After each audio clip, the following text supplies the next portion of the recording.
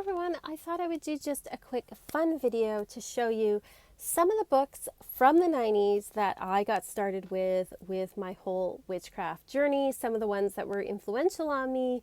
And I wanted to do this because there's been like sort of this backlash against books from the 90s that I see on platforms like TikTok, which I talked about in another video that I posted a while ago.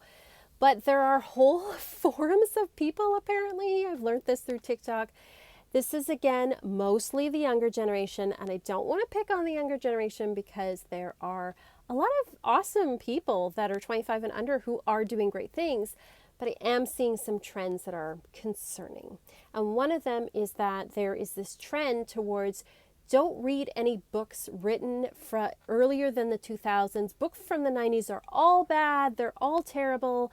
Anything written before 2000 is terrible and awful. And some forums won't even let people discuss books from the 90s, or they'll be kicked out because books from the 90s are whatever. They just think they're horrible and terrible. I think that it's important to read books from across all spans of time, and we shouldn't judge things from the past with the lens we have now, because it was a different time. Things were different. And you know what? 50 years from now, we're going to look back on things written now and be like, oh, how could they say that? That's terrible, blah, blah, blah. So mores change. Now, does that mean you have to agree with everything that's in the book or everything the writer said or did? Of course not. We have our own minds and we can think critically. But I still think it's helpful to read books from different times to understand the progress and history of the occult and witchcraft and to gain a better perspective on things. And I think it's just interesting to read books from other times and see what people thought. So I wanted to show the books I started with in the 90s. Of course, you may not like these books. That's totally okay. But, and I don't agree with everything in all of these books, and I certainly have changed my opinions on a lot of things, but I still wanted to show you these books because I think it's fun, and I think some of them are, like, they're still good books. Even if, some 20-year-olds think that they are horrible garbage. So, anyway, I'm going to show you this book. So, the first book that I think this is one of the first, Wicca witchcraft books I ever got. It is Casting the Circle by Diane Steen. I got it at this little bookstore in Osborne Village, which is this sort of funky part of town. It's not that way anymore, sadly, but it had this really cool kind of very goddessy, feminist, witchy type of bookstore. Very cool. This one is from 1990, and it's a feminist witchcraft book. So it's very focused on the feminine and just the goddess and stuff, but which was pretty popular at the time. But it did introduce me to ritual, how to do ritual. It also introduced me to things like the Sabbats and different celebrations. And I still use some of the rituals or the basic ritual outline from some of these books. And this is one of them. So it's a good book. It is, it talks about the moon and women's lives. It has all of the Sabbats in here, the different Sabbats. And then it also has life changes, like menopause and pregnancy, passing over. It has friendship rituals. It has a house blessing ritual in here. So it's just a jam-packed little book. It was where I first learned about candle colors and what they meant. So it's just it is a good book. I don't know if it's still available today, but I really enjoyed this book and it got me started. So hey, I'm going to send out props to this particular book. The second book is a classic in witchcraft circles, and it's one that people love to hate. It is To Ride a Silver Broomstick by Silver Ravenwolf. This one I think is from 97, so a little bit later in the 90s, but it was huge when it came out. And I think it was around that time too, you had movies like The Craft and stuff, so people were really interested in this stuff. So it really came out at the right time. It has a super cheesy cover.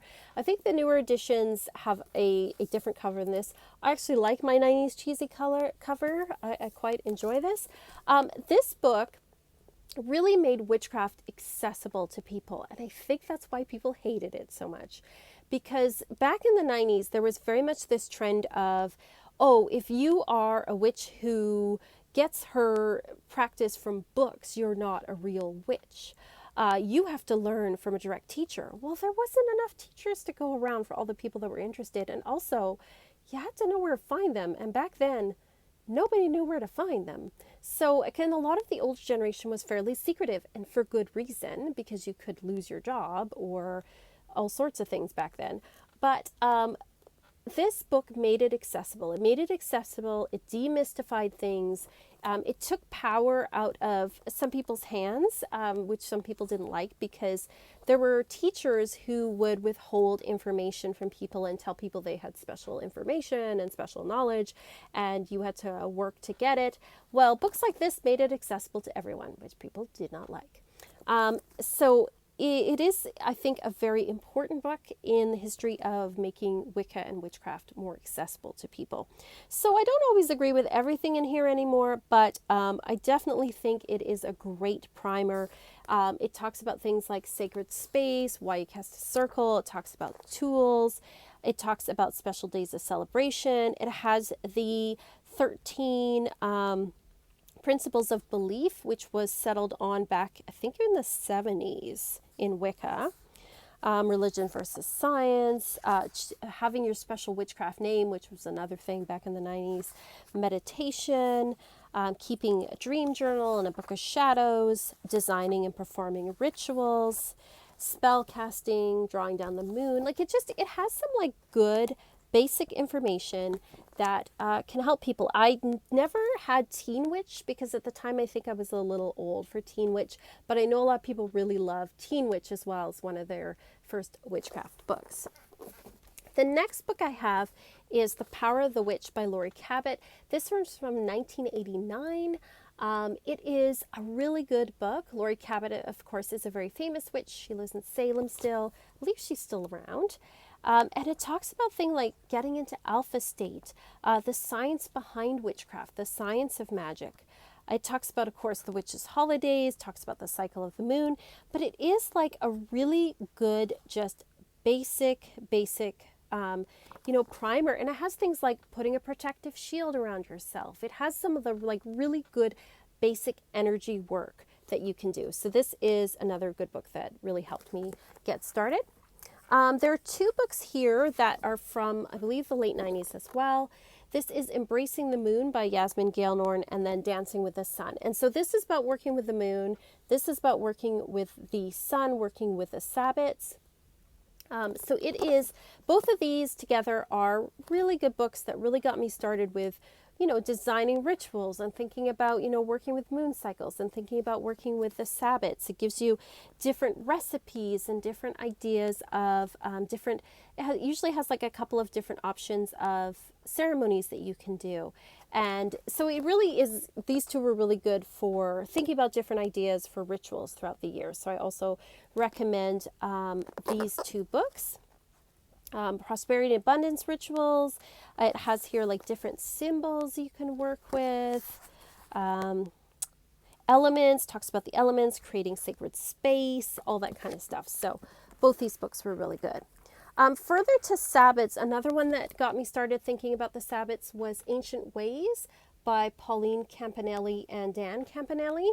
And this is just a book of all 8 of the Sabbats with just all sorts of different ideas for celebrating the different 8 Sabbats of the year. I don't know if this is still in print, to be honest. I haven't seen it around. It has some great illustrations. This is from a British Wiccan perspective. These are all Wiccan books, which was the thing in the 90s. That's another thing. There's this real backlash right now against Wicca. Like everyone's like, oh, I'm not Wiccan. I'm a traditional witch. And I think of myself as a witch, but I am definitely based in Wicca. That is where I was, this is what I've learned, right? This is what I do. But there's a backlash against it, which I also don't really like because I think Wicca is accessible to everyone. And I really like that. Different leaves, the trees, like it just has different ideas for celebrating the different Sabbats, which I love in this book. And then the last one I'm going to show you is Moon Magic by DJ Conway. This is another author that people sometimes malign, but again, she made witchcraft accessible to people in the 90s, which I think is wonderful. This is a great book, especially if you want to do moon rituals, but you aren't really sure where to start. It is very eclectic.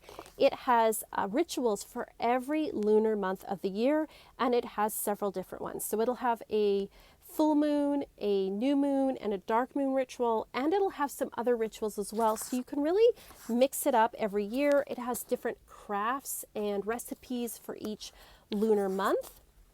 It has just basic outlines of different myths that go with the different gods and goddesses that she's associated with each of these lunar cycles. And then the rituals they're really simple, they're really straightforward. I'm not about fancy and elaborate because who has time for that? And it's super, like I said, this one has, I don't know how to pronounce it, Parvati, Crescent Moon Parvati, the faithful, Ishtar, goddess of love, for the full moon, Nephthys, beloved of the night, for the dark moon. So really there's like a whole year's worth of ritual magic that is easy and accessible that you can do from this book. So that's just some of the books. I just pulled some books off my shelf that are from the 90s that really helped me in my witchcraft journey. And like I said, I maybe don't follow all this stuff exactly or agree with all this stuff exactly. I think these are all Llewellyn books, except for, Power of the Witch and Diane Steen, Casting the Circle are not, but the rest are all Llewellyn books. And there's even a backlash against like publishers like Llewellyn. And I think like a lot of it's like a little bit of snobbery, to be quite frank, that I see going on. I think that, they also made witchcraft and the occult and a lot of new age sort of information a lot more accessible to people, which I think is really, really wonderful. So you don't have to agree with everything you read. You can think critically. If there's this very strange trend right now where unless you agree with someone 100%, then you have to cancel them and they're bad. And I just think that's so weird.